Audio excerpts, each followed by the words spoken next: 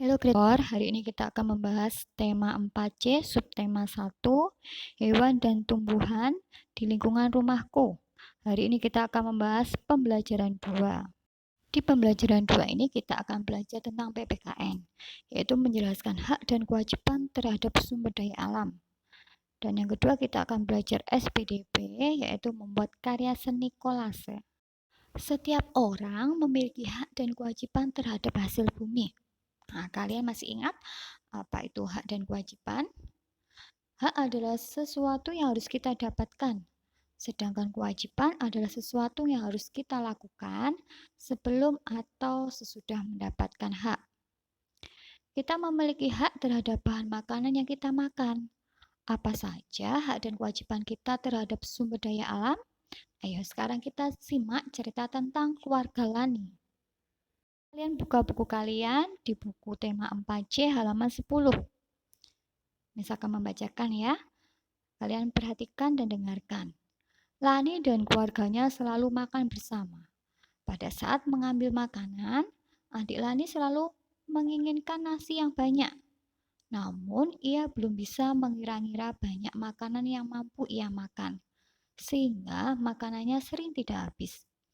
Ibu selalu mengingatkan adik Lani agar mengambil makanan secukupnya. Jika kurang, ia bisa mengambil lagi. Akan tetapi, adik Lani tetap saja mengambil makanan dalam jumlah banyak.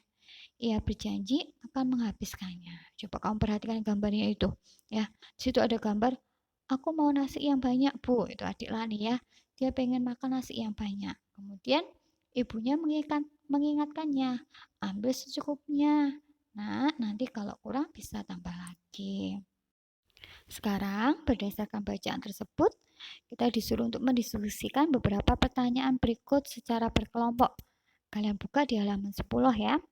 Di situ ada beberapa pertanyaan. Untuk nomor 1, bagaimana menurutmu kebiasaan adik Lani? Jelaskan pendapatmu. Bagaimana? Kebiasaan adik Lani tidak baik karena sering mengambil nasi yang banyak dan tidak dihabiskan. Pertanyaan yang kedua, apa usaha yang dilakukan keluarga Lani untuk mengingatkan adik Lani? Coba, apa? Ya, ibunya selalu mengingatkan adik Lani setiap dia makan. Untuk pertanyaan ketiga, siapa sajakah yang telah dirugikan dengan sikap adik Lani? Jelaskan. Coba, kalau kalau kita makan, kita tidak menghabiskannya, siapa yang rugi? Yang pertama, ayah dan ibu kita. Karena apa? Karena ayah dan ibu sudah berusaha mencari dan menyediakan makanan untuk kita. Yang kedua, petani. Karena para petani mereka sudah susah payah menanam padi dan merubahnya atau mengolahnya menjadi beras. Nah, yang keempat, ketika keluarga Lani makan, apakah mereka mendapatkan haknya? Berikan alasanmu. Ya, mereka sudah mendapatkan haknya. Keluarga Lani mendapatkan hak dengan memperoleh makanan. Pertanyaan kelima, ketika adik tidak menghabiskan makanannya, apakah ia sudah melakukan kewajibannya? Jelaskan pendapatmu. Adik Lani belum melaksanakan kewajibannya. Kenapa? Hak adik Lani memperoleh makanan. Sementara kewajibannya harus menghabiskan makanannya. Nah, pada cerita tadi, pada bacaan tadi, adik Lani tidak menghabiskan makanannya. Jadi perbuatan adik Lani tidak patut kita contoh ya.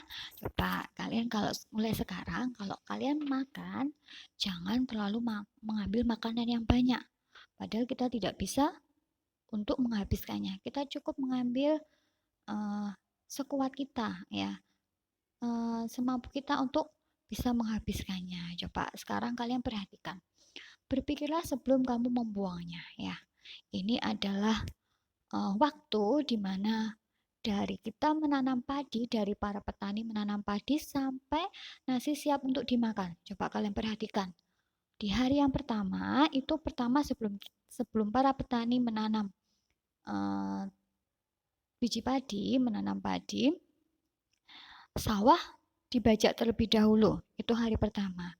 Yang kedua, padi ditanam. Padi ditanam itu pada hari ke-21 sampai hari yang ke-30. Kemudian padi mulai berbiji di hari yang ke-100 ya. Setelah padi berbiji kemudian padi dipanen itu di hari ke-120. Jadi padi mulai siap dipanen itu selama 120 hari. Jadi kalian coba bayangkan, para petani mengolah, merawat tanaman padi agar padi untuk siap dipanen itu selama 120 hari. Berarti sekitar 4 bulan ya. Coba bayangkan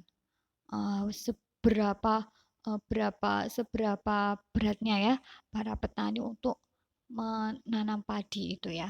Setelah itu masih ada prosesnya sebelum padi siap untuk kita makan, apa menjadi beras untuk siap kita makan. Kemudian padi diambil dari sawah pada hari 122. Kemudian pada hari ke-130 padi dijemur dan digiling. Jadi sebelum padi ini menjadi beras, padi harus dijemur terlebih dahulu. Setelah dijemur kemudian digiling. Nah, setelah padi digiling, kemudian padi itu tinggal bijinya saja ya, tinggal biji padi yang siap untuk dijadikan beras. Itu pada hari 132. Kemudian dari beras itu diolah, dimasak oleh mama kalian, oleh orang tua kalian menjadi nasi yang siap untuk dimakan. Jadi prosesnya dari kita menanam padi, dari para petani menanam padi sampai nasi yang kita makan itu prosesnya begitu lamanya ya, berbulan-bulan. Jadi coba kalian bisa berpikir lagi sebelum kalian untuk membuang makanan kalian ya. Jadi mulai sekarang kalian harus ingat bahwa kita tidak boleh membuang-buang makanan.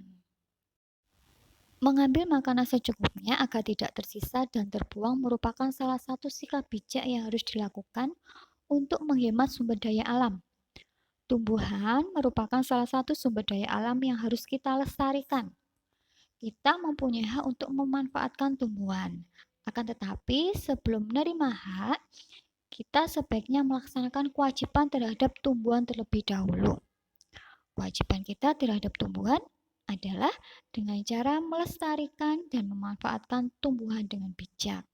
Nah, sekarang kalian perhatikan gambar berikut ini ya. Ini ada di buku tema 4C kalian di halaman 11. Nah, ada 3 gambar, coba kalian perhatikan. Untuk gambar A itu adalah ada anak yang sedang menanam dan merawat tanaman sayuran di halaman. Sedangkan gambar B ada anak-anak yang merusak tanaman bunga di taman. Dan gambar C ada seorang anak yang menghabiskan makanan yang dimakan. Berdasarkan gambar-gambar tersebut, maka kita akan menjawab pertanyaan-pertanyaan yang ada di halaman 11 ya. Kalian bisa buka. Di sini sudah menuliskan lagi pertanyaannya. Yuk. Kita akan membahasnya bersama-sama ya. Untuk soal nomor 1. Anak pada gambar manakah yang melakukan kewajiban terhadap tumbuhan? Nah, tadi ada 3 gambar. Tapi anak yang melakukan kewajiban ada pada gambar A dan C, yaitu gambar anak menanam dan merawat tanaman sayuran di halaman, serta anak yang menghabiskan makanan yang dimakan. Untuk soal nomor 2, gambar manakah yang tidak menunjukkan pelaksanaan kewajiban memanfaatkan tumbuhan dengan bijak? Jelaskan pendapatmu. Nah, gambar B ya. Karena apa? Karena di gambar B itu ada gambar anak-anak yang sedang merusak bunga di taman. Pertanyaan ketiga, apa hak yang diperoleh setelah melaksanakan kewajiban pada gambar A? Jadi pada gambar A tadi menanam dan merawat tanaman sayuran di halaman. Apa hak kita jika kita sudah melakukan kewajiban itu? Nah, berarti kita dapat memetik dan menikmati hasil sayuran yang sudah ditanam. Untuk pertanyaan keempat, apa akibat kegiatan anak pada gambar B bagi lingkungan? Nah, anak-anak merusak tanaman bunga di taman. Apa akibatnya? Ya, tanamannya menjadi rusak. Kemudian juga bisa menyebabkan banjir. Ya. Soal nomor 5.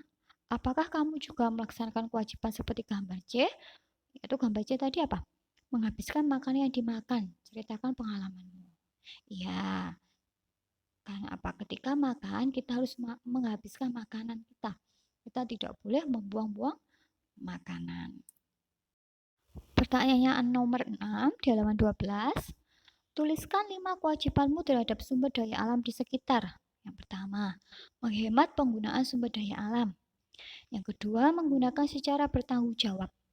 Yang ketiga, mendahulukan penggunaan sumber energi alternatif yang dapat diperbarui. Ya, biar sumber daya alamnya dapat tidak cepat habis ya, yang tidak dapat diperbarui. Oke. Kemudian merawat dan melestarikan sumber daya alam. Dan yang terakhir, menggunakan alat-alat dan teknologi pemanfaatan sumber daya alam yang ramah lingkungan. Oke. Sekarang nomor 7. Apa saja hak yang akan kamu peroleh setelah melaksanakan kewajiban tersebut? Haknya apa saja? Ya, kita dapat memanfaatkan hasil sumber daya alam. Selain itu, kita juga dapat mengolah hasil sumber daya alam menjadi barang yang berguna. Kita akan belajar SPDP ya, karya seni teknik menempel ya. Ya, karya seni teknik menempel ini dibedakan menjadi 4. Yang pertama kolase, mosaik, montase, aplikasi. Dan dari keempat teknik menempel tadi, yang pertama kolase. Kolase itu dibuat menggunakan paduan aneka bahan, misalnya kertas, kain, kayu, manik-manik, dan apa saja lainnya ya, yang ditempelkan pada permukaan gambar. Sedangkan montase itu dibuat dari gambar yang sudah jadi yang bisa didapat dari majalah atau media lain. Jadi gambar-gambar tersebut kemudian disusun ulang sesuai yang kita inginkan. Mosaik dibuat dengan menempelkan suatu bentuk dari bahan tertentu. Bahan tertentu bisa berupa manik-manik atau kertas origami atau lainnya ya. Sedangkan aplikasi itu dibuat menggunakan paduan aneka bahan yang ditempelkan pada permukaan gambar. Jadi biasanya teknik aplikasi ini banyak diterapkan pada kerajinan kain. Pembelajaran kita hari ini kita akan belajar tentang kolase. Apa itu kolase? Kolase adalah karya seni tempel berbagai jenis benda kecil pada permukaan gambar. Coba kalian perhatikan, ini ada beberapa contoh kolase ya. Karya seni kolase dapat dibuat dari berbagai macam benda seperti koran bekas, kain perca, daun kering, biji-bijian, ataupun manik-manik. Benda-benda tersebut ditempel dan dihias menarik mungkin. Coba kalian perhatikan. Gambar burung itu adalah gambar kolase yang terbuat dari daun kering ya. Kemudian ada gambar kupu-kupu itu terbuat dari biji-bijian. Gambar mobil itu terbuat dari koran bekas. Dan ada gambar bunga itu terbuat dari kain ya, kain perca. Oke. Kalian sekarang bisa membuat kolase. Kalian bisa mengikuti langkah-langkah kegiatan untuk membuat kolase di halaman 13. Atau kalian bisa melihat video berikut ini. Kalian bisa perhatikan ya. Berikutnya adalah video membuat kolase dari daun kering.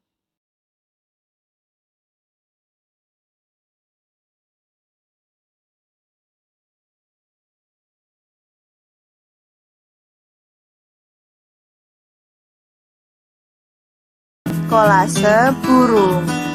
Bagaimana cara membuatnya? Ikuti terus ya.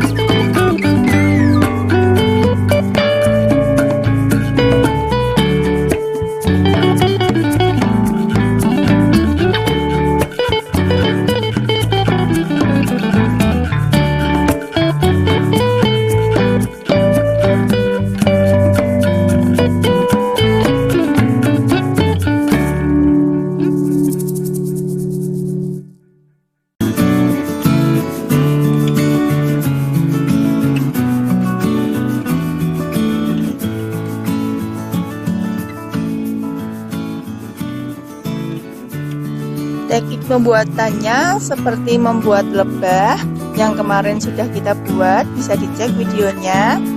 Dan ini ya hasilnya seperti ini. Oke, setelah kalian lihat, berarti pembelajaran kita hari ini sudah selesai. Miss Devi ucapkan banyak terima kasih sudah memperhatikan penjelasan dari video ini. Dan Miss Devi ucapkan terima kasih dan God bless you.